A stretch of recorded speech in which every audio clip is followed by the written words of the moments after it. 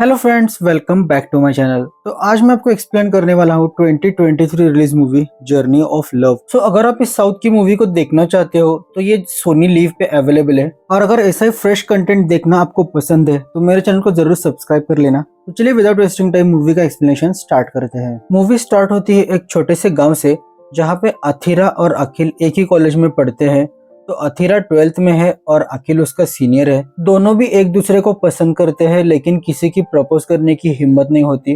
अब अथिरा की बात करें तो वो एक फेमस पॉलिटिशियन रविंद्रन की बेटी है और उसका भाई है अर्जुन, और वो अपर कास्ट से बिलोंग करते हैं। तो वही दूसरी तरफ अखिल के पापा भी उन्हीं के पार्टी में काम करते हैं, लेकिन वो थोड़े से लोअर कास्ट से है। लेकिन अखिल की मम्मी उसके साथ बहुत ही फ्रेंडली है और वो सब अपनी मम्मी को बताता है। फिर एक दिन अखिल और अथिरा एक ही मंदिर में प्रसाद बांट रहे थे, तो तभी अथिरा उसे प्रपोज करती है और अखिल वहां से शर्मा के चला जाता है। तो अथिरा कंफ्यूज हो जाती है कि हाँ है कि ना। फिर अगले दिन रविंद्रन गांव वालों के सामने एकात्मता और प्यार के बारे में स्पीच दे रहे थे। तो ये सुन के अथिरा अखिल के पास आती है और कहती है कि ये भी प्यार करने के लिए कह रहे हैं। तो ये सुन के अखिल फाइनली कन्विंस होता है, क्योंकि अखिल को लग रहा था क्योंकि वो एक लोअर कास्ट का है और वो अपर कास्ट की लड़की के साथ कैसे प्यार कर सकता है। फिर अगले दिन फाइनली अखिल अथिरा का प्रपोजल एक्सेप्ट कर लेता है और उन दोनों की लव स्टोरी स्टार्ट हो जाती है। फिर थोड़े दिनों बाद अथिरा का 18th बर्थडे था। तो ये बर्थडे सेलिब्रेशन करने के लिए अखिल और अथिरा उन्हीं के गांव के बीच पर चले जाते हैं, और वहां पर बर्थडे सेलिब्रेशन करते टाइम अर्जुन उन्हें देख लेता है,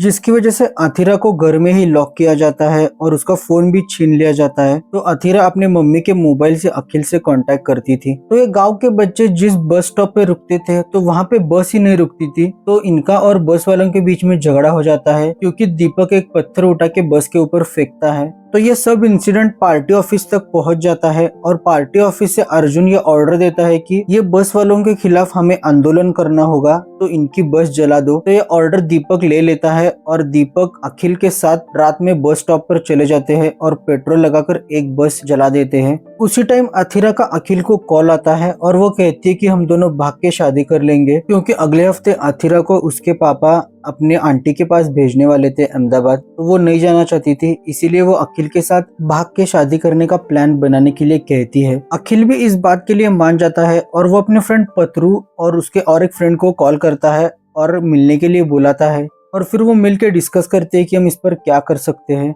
तब अखिल के फ्रेंड उसको राजेश के बारे में बताते हैं। तो पूरे गांव में बस राजेश ही एक ऐसा आदमी है जिसने भाग के शादी की है, इसलिए अखिल और उसके फ्रेंड्स राजेश से मिलने चले जाते हैं। लेकिन राजेश पहले तो मना कर देता है, क्योंकि गांव में ही रह के गांव वालों के पार्टी के साथ ऐसा धोखा करना उसे अच्छा नहीं लगेगा। लेकिन अखिल और उसके फ्रेंड्स उसको बहुत मनाते हैं, मिन्नतें करते हैं, उसे इमोशनल ब्लैकमेल करने की कोशिश करते हैं। फिर फाइनली जाके राजेश मान जाता है उनकी हेल्प करने के लिए। तो अगले दिन सुबह सब लोग एक जगह पे मिलते हैं और प्लान करने लगते हैं कि हम किस तरह से शादी कर सकते हैं। तो राजेश उन्हें बताता है कि शादी असली होनी चाहिए, तभी गाँव वालों को विश्वास होगा। तो राजेश अखिल को कहता है कि 50,000 तक खर्च आएगा, क्योंकि पंडित ढूंढना पड़ेगा, शादी के लिए नए कपड़े, चेन ये सब लाना पड़ेगा और फोटोग्राफर भी लगेगा। तो अखिल अब पैसे जोड़ने में लग जाता है। तो सबसे पहले ये बात वो अपनी मम्मी को बताता है। तो मम्मी भी खुश होती है, क्योंकि उसे बहू मिलने वाली थी। तो वो उसे 30,000 दे देती है,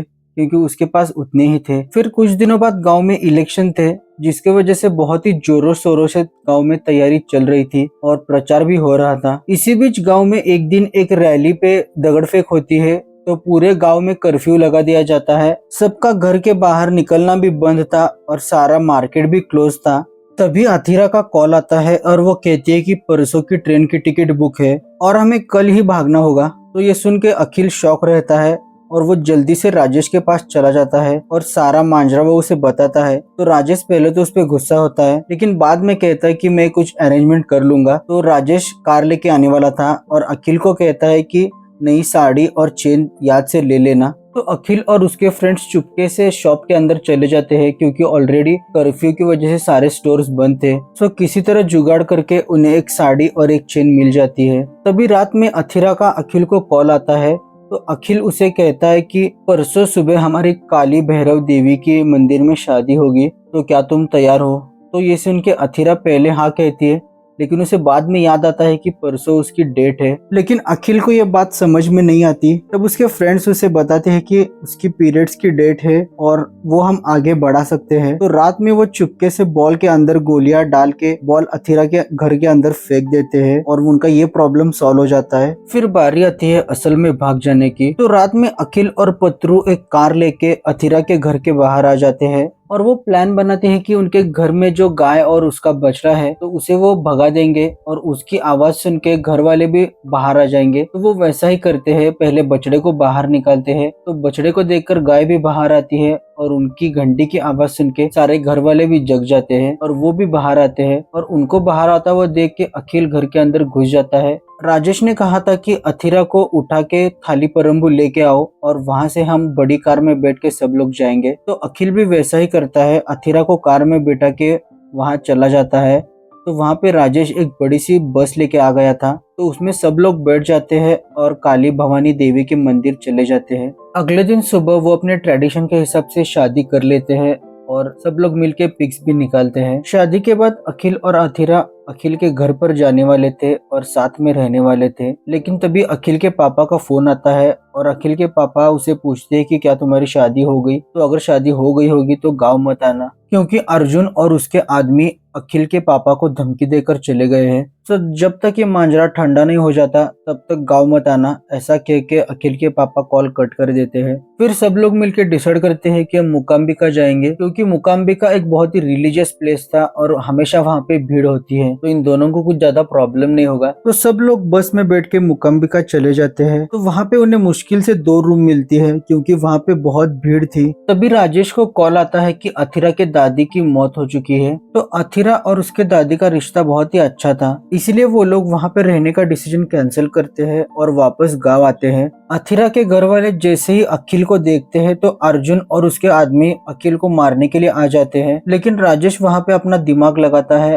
और फिर से वो लोग बस में बैठ के वहाँ से भाग जाते हैं। फिर वो लोग वहाँ से अखिल के मौसी के घर आते हैं। तो अखिल की मौसी उनका स्वागत करती है और कुछ दिन यहीं पे रुकने के लिए कहती है, लेकिन अगले दिन पुलिस वहां पे आती है और अखिल को अरेस्ट करके ले जाती है। पुलिस स्टेशन आने पर पता चलता है कि अथिरा के घर वालों ने अथिरा की मिसिंग कंप्लेंट की है और अखिल ने उसे किडनैप किया है, इस जुर्म में उसे अरेस्ट किया गया है। तो राजेश ने पहले से ही एक वकील ढूंढ लिया था। फिर कोर्ट में हियरिंग स्टार्ट होती है। तो अथिरा कहती है कि मैं अपनी मर्जी से भागी हूँ। तो जज कहती है कि यह ऑलरेडी 18+ है और खुद का डिसीजन खुद ले सकती है। लेकिन तभी अपोजिशन वाला वकील कहता है कि ये लड़की अभी 18+ नहीं है, क्योंकि इसके 10th के मार्कशीट पे उसकी बर्थ डेट है 5 सितंबर 1991। लेकिन लड़की कहती है कि मेरा बर्थ डेट 6 अगस्त 1991 है, लेकिन फैमिली की मिसअंडरस्टैंडिंग की वजह से यहाँ पे 5 सितंबर डेट है और 6 अगस्त का बर्थ सर्टिफिकेट अथिरा के पास कुछ नहीं होता है। तो जज कहती है कि लड़की को माँ बाप के घर छोड़ना पड़ेगा, लेकिन लड़की कहती है कि मैं अपने घर नहीं जाना चाहती। तो जज ये फैसला सुनाती है कि अगले 6 दिनों के लिए कोर्ट को छुट्टी है, तो 6 दिनों के लिए तुमको चिल्ड्रंस होम में रहना पड़ेगा और उसके बाद तुम 18 साल की हो जाओगी,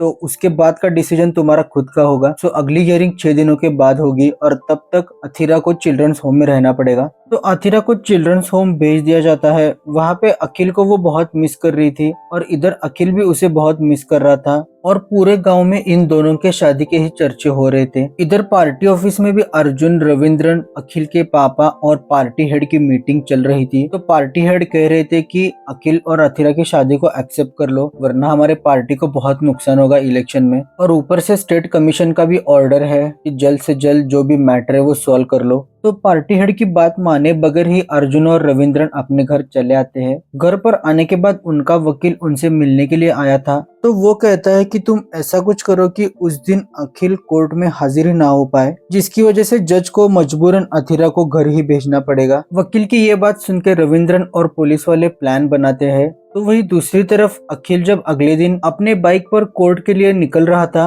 तो तभी वहाँ पे पुलिस आ जाती है और वो अखिल को पकड़कर ले जाने लगती है और कहते हैं कि 23 अगस्त को रात को ये बाइक जहाँ पे बस जलाई गई थी वहाँ पे देखी गई है, तो बस इंक्वायरी के लिए लेके जा रहे हैं। ऐसा कह के वो अखिल को गाड़ी में बिठाने लगते हैं। तो तभी वहाँ पे दीपक और पार्टी के हेड आ जाते हैं।